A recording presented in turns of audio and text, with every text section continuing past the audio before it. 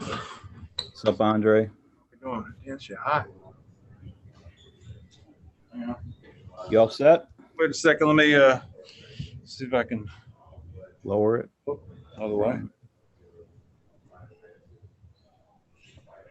Oh, yeah, it's better. Good? Yep. All right. We'll get started. Ira, Wyndham. Ira, go ahead. Andre, we had heard that both you and Chris Paul were representing the Players Association yesterday when the Celtics and Raptors met to discuss their approach to tomorrow's game one of their series and what they might do going forward. Can you sort of give us your thoughts personally, as well as from the Players Association, on the external issues impacting the bubble and the type of decisions you feel need to be made, should be made, and will be made? I mean, well, we're in a tough situation, mentally, just being here, understanding, it's a lot on our plates that I don't think is really being accounted for in terms of, the things that are happening within our communities across the country. And, our duties as basketball players to go out and win games and satisfy all those requirements as well. I mean, the grand scheme, what's the most important thing in terms of, our livelihoods and what's happening to our people. And we're trying to be smart about it, strategic about it, bring awareness to it, helping with the change, understanding it's not going to help in one day, or it's not going to all happen in one day, but just doing our part and letting our communities know that we stand with them, that we're with them, and we're doing everything in our power to, whether it be using our platform, raising money, or making our own platforms. Just it's a myriad of things that, have been in discussions, not just this week or yesterday or, 2 months ago, but this has been, throughout generations of our culture and trying to bring about, the justices that our people deserve. And then to follow up, obviously, you're also a teammate, a member of the Heat. Has your team discussed possibly boycotting games or sitting out games? And has there been a team discussion how the Heat inside that Disney bubble can make their voices heard and handle their reaction? Thank you.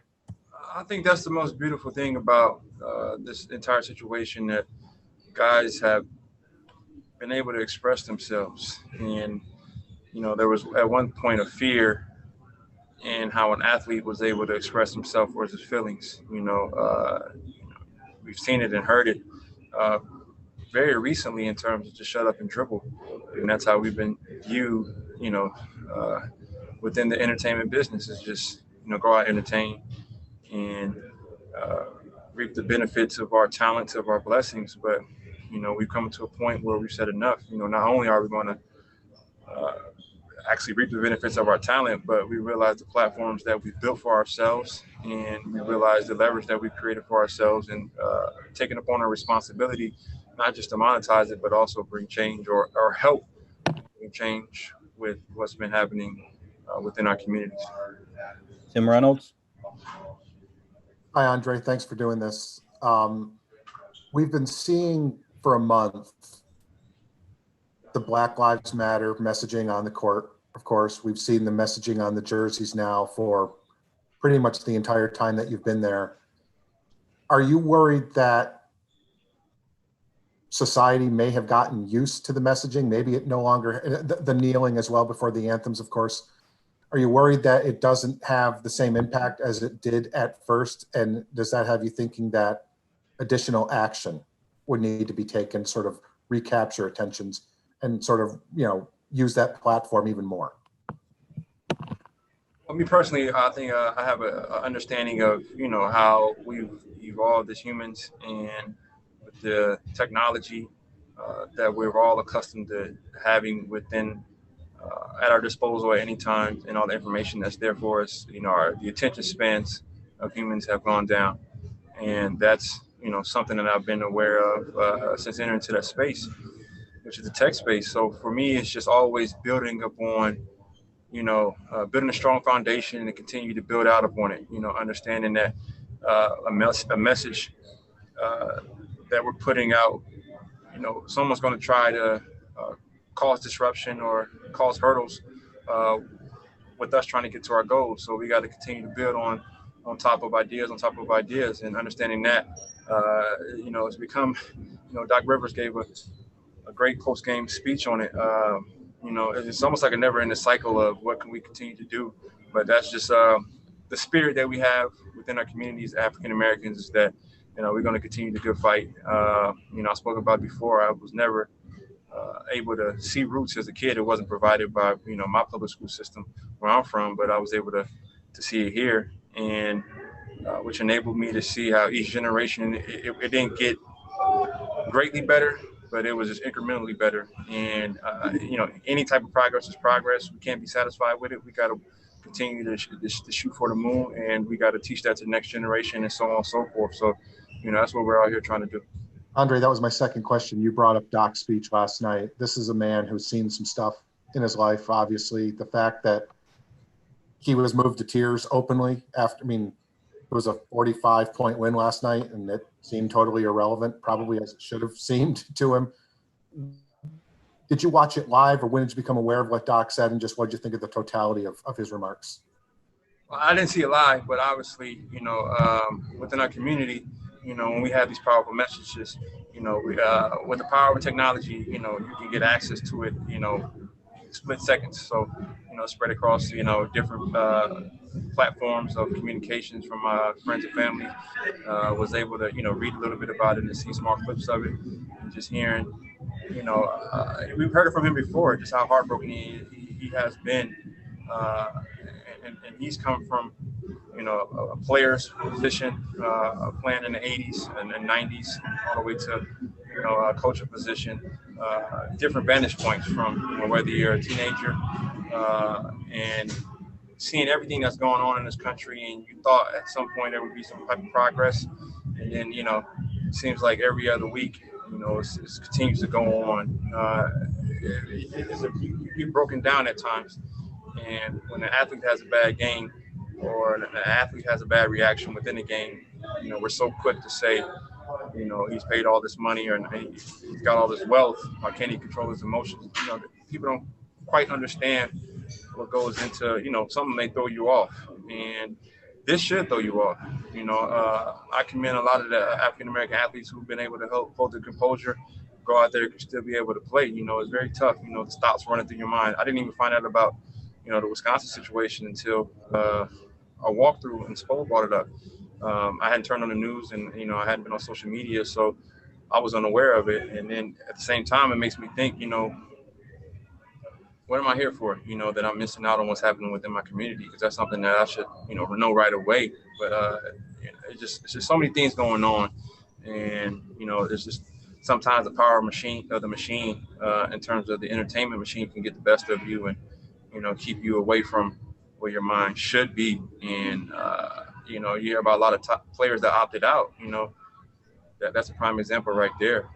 So we're just trying to make the most of the situation. And I take it as using this platform, coming here and playing the bubble, one of the largest platforms in the world, where we get the most eyes, and be able to get our messages out there, whether it gets drowned out after a short period of time, you come up with another idea, and you just keep pushing and try to spread the message. Christos Saltas from Greece. Hello, Andre. Two questions. First of all, we saw both players of Celtics and the Heat express their thoughts to leave the bubble, to push the situation about Jacob Blake and boycott the game. Do you see any same thoughts about from your teammates to leave the bubble here in Orlando? And one more question: which were your thoughts when you saw the video of Jacob Blake? On the second question, I still haven't been able to get through it. I saw the initial part where Mr. Blake was walking, and he opened the door to his car, and you kind of know you can assume what's going to happen after that. So I haven't been able to get through it. It's coming to a point where we're being desensitized with the senseless murders of our people. And for me, is the more you see it, the more you get comfortable with it. Where I think we're at a point where, you appreciate the technologies out there that should be holding those who are at fault or who are guilty of their actions, should be holding them accountable. That's where it comes into voting the right district attorneys, putting them in the right people in place to hold those who are wrong accountable for their actions, and making sure that you're coming down on them the same way NBA player is fined or his contract is taken, for any felonies which is in their contracts. It's a very interesting thing. And then to your first question in terms of guys leaving the bubble, we haven't spoken about it openly, but I think there's plenty of guys who've had their thoughts. You always have your days where it's not a good day. I've had days where it's like, you're missing your family, senseless acts of violence towards your people that still happening. But like I said before, you got to commend a lot of athletes being able to balance and being able to commit to this platform and why we're here playing. And a large reason of why we're playing is to use the platform to get our message out there, to show that there is a lot of these problems. You talk about what happened in the 60s with the violence against African Americans in the South, and it wasn't really addressed until the footage was shown across the globe, and other countries were able to see what was going on in America, and they weren't this great place that we like for everyone to have the perception of us, and that there was systematic oppression, and that's when government came in, and you send the troops down there to try to settle the tension. So it's just been an ongoing thing within the country, and it's something that you got to continue to put light on the darkness and the evil things that are happening. David from La Gazzetta dello Sport, Italy. Hey, Andre, what do you think boycotting the game would do to help deliver your message? Well, I don't think that's been something that's agreed upon. When you have things like this happening, there are a lot of ideas thrown out there, and you have consequences and you have repercussions on any decision you make, that's just as a human being. So, guys feel a way about something because they want them to take a stand, but at the same time, you're understanding the consequences that are behind it. So you're just weighing your options. And that's like, I don't know if I completed the thought in terms of, that's the beautiful thing about, the players not being afraid to speak their minds. It's just, you just get sick of it. And when you talk about boycotting a game, everyone's antennas goes up, and now everyone wants to pay attention. It's sad, but you have to make threats like that. Not even, I shouldn't say threats, but you have to be willing to sacrifice a paycheck or sacrifice, corporate money for people to realize that it's a big problem going on out there, and we need to pay more attention to it. We got to continue to address it. We can't drown out, the peaceful message that we have been putting out there on the platform as well. You see, they don't show the kneeling of the anthem. They don't even show the anthem anymore. And it's like, you're going to take away something that's peaceful, and you wonder why people are going out and doing some of the things that they're doing to show that, this is something that's terrible that continues to happen and no one's being held accountable. All right, Andre, that's it. Thank you for your time. Appreciate it. Thank you.